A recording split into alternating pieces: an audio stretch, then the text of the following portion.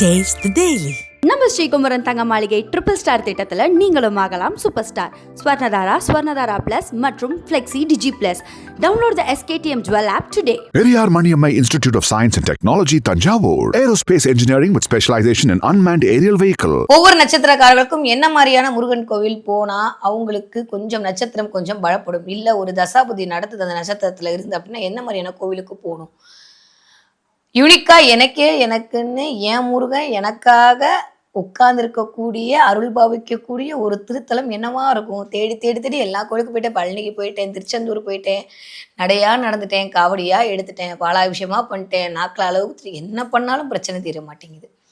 அப்போ பிரச்சனை தீர்றதுக்கு நான் இன்னும் தயாராகலையா? இல்லை என் கர்மா வந்து நிற்கிதா? இல்லை முருகா உன் கண்ணே தெரியலையா? நீ பார்க்க மாட்டேங்கிறியா? அப்படியெல்லாம் சொல்லிட்டே இருந்தாலும் எங்கே போய் பிரச்சனையை சொல்லணும்னு ஒரு விஷயம் இருக்குல்ல. அப்போ ஒவ்வொருவருக்கும் யூனிக்காக அவர்களுக்கான ஒரு முருகன் கோயில் என்னவாக இருக்கும்னு சொல்லி நம்ம அலசி ஆராய்ச்சி பார்த்துக்கிட்டே வரும். அதற்கான காரணங்களையும் நாம் தேடிக்கொண்டே வருகிறோம். அந்த வகையில் இப்போ நம்ம பார்க்கக்கூடிய நட்சத்திரம் முருகன் அவதாரம் செய்த மிக உன்னதமான ஒரு தன்மை வாய்ந்த குருவின் ஆகச்சிறந்த ஆளுமையை தன்னகத்தே வைத்திருக்கக்கூடிய ஒரு நட்சத்திரம் தான் விசாகம். விசாகன் அப்படின்னு சொல்லும் போதே போதும், வேற எல்லாம் வினையெல்லாம் தீர்த்துறவன் தான் விசாகன் இல்லையா? எந்த வினை இருந்தாலும் வினையம் போதும். நான் சொன்ன மாதிரி வந்த வினையும் வருகின்ற வல்வினையும் கந்தன் என்று சொன்னாலே நொடி பொழுதில் அப்படியே கரைந்து ஓடக்கூடிய ஒரு தன்மை வேற எந்த நாமத்துக்கும் உண்டோ இல்லையோ, கந்தான்ற நாமத்துக்கும் குகான்ற நாமத்துக்கும் முருகான்ற நாமத்துக்குமே உண்டு. வரக்கூடிய எபிசோட்ல நிறைய முருகனுடைய நாமங்கள் பற்றிய நமக்குமே எல்லாம் பார்க்கலாம். ஆனா இப்போ விசாக நட்சத்திரக்காரர்கள் போக வேண்டிய முருகன் தலம் என்ன? சரி, நான் எப்பயும் வழக்கமாக சொல்கிற மாதிரி ஒரு க்ளூ கொடுக்குறேன், கண்டுபிடிச்சிடுறீங்களான்னு பார்ப்போமா? கண்டிப்பாக ஆறுபடி வீடெல்லாம் இல்லை. அதனால் ரொம்ப ஆறுபடி வீட்டுக்கெலாம் ஓடிடுறது மைண்ட் உடனே முருகனாலே ஆறுபடி வீட்டுக்கு போயிடும். அதெல்லாம் இல்லை. விராலி மலை, கழுகு மலை, இருக்கிறதுலே கங்கையை விட புனிதமான ஒரு தீர்த்தம் உண்டு தெரியுமா உங்களுக்கு? கங்கை தானே இருக்கிறதுலே பெருசு. அதை விட புனிதமான ஒன்று இருக்குது. அந்த ஆறு தான் தாமிரபரணி ஆறு. தாமிரபரணி ஆறு ஓடக்கூடிய தென்காசி மாவட்டத்தில் இருக்கக்கூடிய ஒரு முருகன் கோவில் தான் விசாக நட்சத்திரக்காரர்கள் வழிபாடு செய்யக்கூடிய முருகன் கோவில். கண்டுபிடிச்சிட்டிங்களா? ஞாபகம் வந்துருச்சா? ஞாபகம் வந்துருச்சு, கண்டுபிடிச்சிட்டிங்க அப்படின்னா உங்களை விட முருகனை புரிஞ்சுக்கிட்டவங்க வேற யாருமே இல்லை. நீங்களே மாறுதட்டி ஜெயிச்சிட்ட மாறா அப்படின்னு சொல்லிக்கலாம். அந்த அளவுக்கு விசாக நட்சத்திரத்திற்காரர்களுக்காகவே முருகன் எழுந்தருளக்கூடிய ஒரு தலம் உண்டு என்றால் அது இந்த தலம் தான். தென்காசி மாவட்டம் பக்கத்துல இருக்கக்கூடிய பண்பொழி தலம் தான். தலத்துக்கு ஒரு வரலாறுலாம் இருக்குங்க. ஏன் இங்க போகணும் அப்படின்னா, இந்த விசாகம் அப்படின்ற நட்சத்திரம் இயல்பா எங்க இருக்குன்னா 2 இடங்கள்ல சஞ்சாரம் பண்ணும். கொஞ்சம் விருச்சகத்திலும் கொஞ்சம் துலாமலையும் இருக்கக்கூடிய ஒரு தலம் இருக்கக்கூடிய இடம் தான் இந்த விசாக நட்சத்திரத்தோட ஒரு அமைப்பு. விருச்சகம் அப்படின்னாலே புதைக்குழின்னு அர்த்தங்க. நிறைய நம்ம அஸ்ட்ராலஜிக்கல் ரீதியாக பார்த்தா விருச்சகம் அப்படின்னாலே புதைக்குழி சம்மந்தப்பட்ட ஒரு தலம் தான். போர் போடுறது, உள்ள ஆழ்ந்து போகிறது, ஆழ்துளை கிணறு, இது எல்லாமே விருச்சகத்துடைய ஒரு காரகத்துவமாக. அதனால தான் கேது என்று சொல்லக்கூடிய ஞானக்காரகன் அங்கு உச்சமடைவதாக ஜோதிட நூல்கள்லாம் பகிர்கின்றன. ஓகே, இந்த இடத்துல இந்த கோவிலில் என்ன சிறப்பு அப்படின்னா, இங்கே வேல் மட்டும்தான் இருந்தது அங்கே முன்னாடி.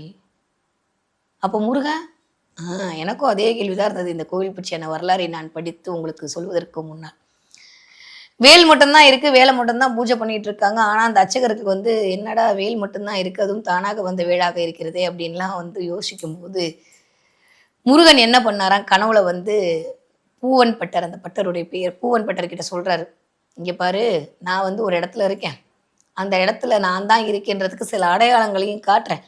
அந்த அடையாளங்கள்லாம் எங்கே தெரியுதோ அந்த இடத்துல போயிட்டு என்னை நீ தோண்டி எடுத்தேன்னா அங்கே நான் இருப்பேன். என்னை அப்படி அலாக்கா கொண்டு இங்கே பிரதிஷ்டை பண்ணால் போதும். விசாக நட்சத்திரத்தில் யார் பிறந்தாலும் அவர்களுடைய கண்ணீரை துடைப்பதற்காகவே நான் இங்கே எழுந்தருள தயாராக இருக்கிறேன் என்று முருகன் சொன்னதாக செவி வழி செய்தி இல்லை, புராண செய்தியே இருக்குது. அந்த இடத்துல பந்தல மன்னனும் அதற்கு செவி சார்த்து பந்தல மன்னனுடைய பரிவாரங்களோடு போய் கண்டுபிடிக்கப்பட்டு முருகன் கொண்டு வைக்கப்பட்ட 100 ஆண்டு பழமை வாய்ந்த ஒரு தலம் தான் இந்த பண்பொழில் இருக்கக்கூடிய ஒரு தலம். முருகன் என்ன மாதிரியான சமிக்கைகளை கொடுத்து அந்த பட்டரை போய் நான் இருக்கிறத உறுதிப்படுத்தியிருப்பார் அப்படின்ற மாதிரியான கேள்வி உங்க மனசுல எழுதா? அந்த இடத்தின் பெயர் கோட்டை திரட்டு அப்படின்னு ஒரு இடம். பூவன் பட்டர் கனவுல முருகன் ஒன்று சொல்றாரு, இங்க பாருப்பா, எறும்பு சாரசாரியா போயிட்டே இருக்கும், நீ இங்கிருந்து கோட்டை திரட்டுக்கு போனேன்னா அங்க வந்து எறும்பு சராசரியா ஒரு இடத்துல போயிட்டு இருக்கும். அந்த இடத்துல ஒரு குழி இருக்கும். அந்த குழியை நீ தோண்டி பார்த்தேனால் உள்ளே நான் அழகாக அமர்ந்திருப்பேன். என்ன அப்படியே எடுத்துட்டு வந்து இங்கே பிரதிஷ்டை பண்ணிடு அப்படின்னு சொல்லிட்டு ஜும்முன்னு மறைஞ்சிட்டாரு. யாரு? நம்பாள் தான் கனவுல. உடனே பூவன் பட்டருக்கு என்ன பண்றதுன்னு தெரியல. நேரா பந்தல மன்னன்ட்ட போனார். அப்பா இந்த மாதிரி நான் ஒரு கனவு கண்டேன். ஒரு சமிக்கையா நான் இங்கதான் இருப்பேன்றதுக்கு முருகன் ஒரு அடையாளம் கொடுத்தான். என்ன அடையாளம்னா, எங்க எறும்புகள் சரசரையா போகுதோ அந்த இடத்துல ஒரு குழி வடிவமான வடிவம் தெரியும். அந்த குழியை நீங்கள் தோண்டினீர்கள் எல்லாம் உள்ள என்னுடைய மூர்த்தி ரூபம் இருக்கு. அந்த மூர்த்தி ரூபத்தை எடுத்து வந்து இந்த பண்பொழில் வைத்து நீங்கள் வழிபாடு செய்யுங்கள் என்று முருகன் எனக்கு உத்தரவிட்டான். வாங்க மன்னா போலாம் அப்படின்னு கூட்டிட்டு போயிட்டாங்க. போய் பார்த்தா முருகன் சொன்ன வாக்குல்ல மாறுமா என்ன? எறும்புகள் சரை சரியாக போய் கொண்டிருந்த அந்த கோட்டை திரட்டு இடத்தில் கொஞ்சம் குழி அப்படி தோண்டி உள்ள பார்த்தா அழகே சொரூபமான அந்த ஐங்கரனின் தம்பி ஆறுமுகன் அப்படியே அமர்ந்திருக்க கோலம் பார்க்கவே எல்லாருக்கும் சிரித்திருத்து. இருக்கிற எல்லா இதையும் பண்ணி பூஜை எல்லாம் பண்ணி புனஸ்காரம்லாம் பண்ணி அந்த கொண்டு வந்து அழகா இப்போ பண்பொழில் வைத்து வழிபாடு செய்து கொண்டிருக்கிறார்கள். விசாக நட்சத்திரத்தை சேர்ந்தவர்களுக்கு செல்வ வளம் பெறுவதற்காகவே, வாழ்க்கையில் வரக்கூடிய அத்துணை விதமான துயர்களும் துன்பங்களும் நீக்குவதற்காகவே விசாக நட்சத்திர பரிகார கோவில்னே இந்த கோவில் பேருங்க. அங்க வரக்கூடிய விசாக நட்சத்திரத்துக்கான திருமணம் அப்படின்ற இடத்துல யாருக்கெல்லாம் தடை இருக்கிறதோ, வியாபாரம் அப்படின்ற இடத்துல யாருக்கெல்லாம் தடை இருக்கிறதோ, இந்த 2 விதமான தடைகளும் நிவர்த்தி செய்யக்கூடிய ஒரு தளமாக இந்த தென்காசி மாவட்டம் பக்கத்தில் இருக்கக்கூடிய பண்பொழில் அப்படின்ற இடம், பண்பொழி அது பேரு அப்படின்ற இடம் வந்து இருக்கிறது. அங்க அப்படியே நேரா பாத்தீங்கன்னா மேல அப்படியே வழக்கம் போல குஞ்சிருக்கும் இடமும் குமரன் இருப்பானே, அங்க இருந்து வரக்கூடிய அந்த அருவி கீழே இருக்கக்கூடிய கன்னிமார்கள் வழிபாடு. இயல்பா வந்து நீங்க சிவன் தலத்தில் கன்னிமார்கள் இருப்பாங்க, நீங்க பார்த்திருப்பீங்கன்னா அது ஒரு நியதி இருக்கு. எந்த கோவில்ல எந்த விதமான மூர்த்தங்கள் இருக்க வேண்டும், எந்த விதமான மூர்த்திகள் இருக்க வேண்டும், எந்த விதமான உருவங்கள் இருக்க வேண்டும் என்று. இப்போ நம்ம நாராயணான்னு சொன்னா கூட அங்க இருக்கிற பிள்ளையாரு கூட நாமத்தை போட்டு விட்டுருப்பாங்க பாத்தீங்களா. அங்க இருக்கிற பிள்ளையார் வந்து நாம பிள்ளையாராக காட்சி கொடுப்பார், இங்க இருக்கிற பிள்ளையார் வந்து பட்டை பிள்ளையாராக காட்சி கொடுப்பார். அப்போ ஒவ்வொரு இடங்களிலும் அந்த கோலம் என்பது மாறும் இல்லையா? இந்த ரூபத்தில் இருக்க வேண்டும், இந்த ரூபத்தில் இருக்க வேண்டும். ஒவ்வொரு நியதிகள், ஒவ்வொரு ஆகமங்கள் எல்லா கோவில்களிலும் இருக்கிறது என்பது உண்மையான திண்ணம். அந்த இடத்துல இருக்கக்கூடிய அமைப்பு என்ன அப்படின்னா, முருகன் கோவில்ல சப்தக்கணிகள் நம்ம கந்தராசிரமத்துல பார்த்திருப்போம். அது கூட என்ன அப்படின்னா, அது ஒரு தனியா உருவாக்கப்பட்ட ஒரு தலம். அது ஒரு ஆசிரமம். அங்க கன்னிமார் ஓடையில ஓடிட்டு இருக்கிறது ஒரு இருக்கு. ஆனா இந்த இடத்துல முருகனே கண்டெடுந்து அங்க சுயம்புவாக இந்த கன்னி கோவில் அமர்ந்திருப்பது அப்படின்றது ஒரு மிகச்சிறந்த முருகன் தலத்தில், சிவன் தலத்தில் இல்லாமல் முருகன் தலத்தில் மட்டும் கன்னிமார்கள் அமர்ந்து அருள்பாவனை செய்யக்கூடிய ஒரு தலம் உண்டு என்றால் கன்னி அப்படின்னாலே அங்க சுக்கிரன் வந்துருவான். குழி அப்படின்னாலே அங்க யாரு வந்துரும்? விருச்சகம் வந்துரும்.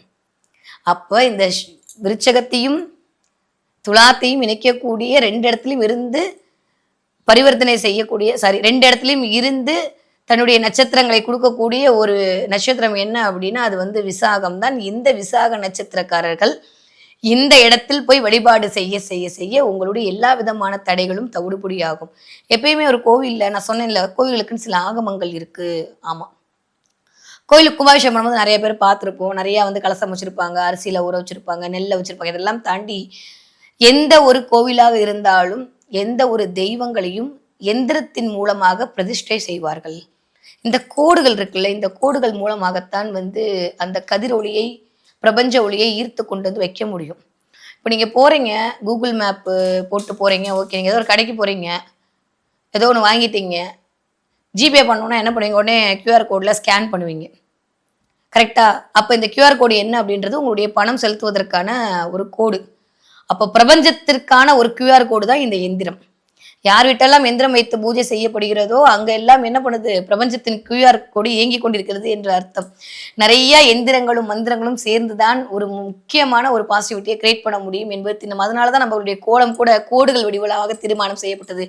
கோடுகள் நீங்க போட்டு கோலம் போட்டீங்கன்னா கண்டிப்பாக மகாலட்சுமி வந்து அமர்ந்து விடுவாள் என்று நம்மளுடைய முன்னோர்களும் நமக்கு மகாலட்சுமி வசியம் செய்வதற்கு கோலத்தின் வாயிலாக, கோடுகள் வாயிலாக வசியம் செய்யலாம். அதுதான் வந்து அப்படியே லட்சுமி கடாட்சமா இருக்கும்லாம் சொன்னாங்க. அப்ப இந்த ஒவ்வொரு கோவில்லையும் வந்து எந்திரம் வந்து பிரதிஷ்டை செய்யப்படும்.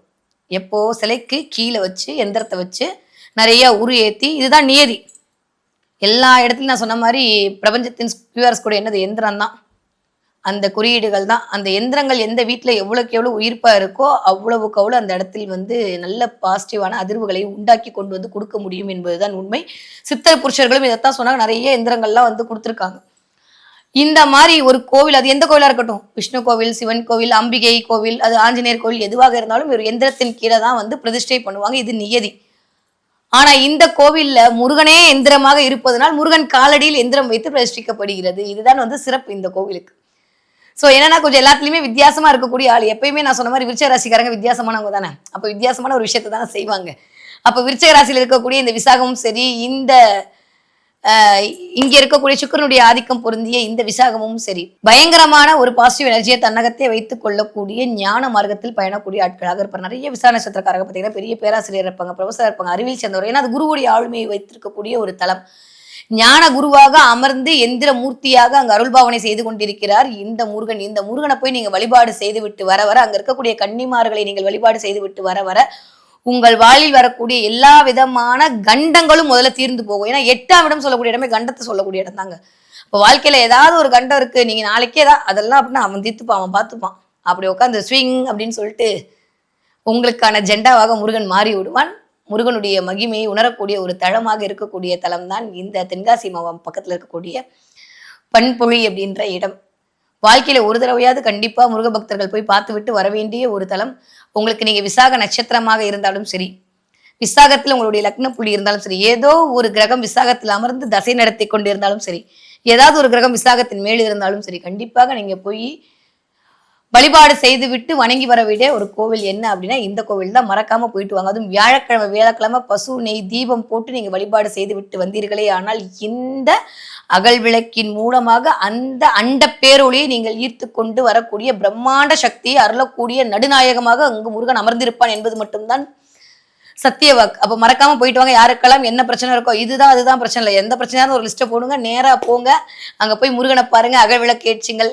உங்கள் வாழ்க்கையும் கண்டிப்பாக வெளிச்சத்திற்கு வரும் என்பதுதான் உண்மை. வியாழக்கிழமை தோறும் போயிட்டு வாங்க. போயிட்டு வந்துட்டு கீழே பசுமாட்டுக்கு ஏதாவது உங்களால் முடிஞ்ச வாழைப்பழத்தையோ இல்லை ஏதோ ஒரு உணவையோ வாங்கி கொடுத்து வாருங்கள். சுக்கிரனால் நீங்க கஷ்டப்பட்டுட்டு இருந்தீங்க, பணத்தால நீங்க கஷ்டப்பட்டுட்டு இருந்தீங்க, சுய கௌரவத்திற்காக ஒரு இழுக்கு வந்துருச்சு, கடனால கஷ்டப்படுறீங்க, இது எல்லா விஷயமும் தவிடுபொடியாக்கி உங்களுக்கு நல்லவைகள் மட்டும்தான் கண்டிப்பாக வாழ்க்கையில் நடக்கும்.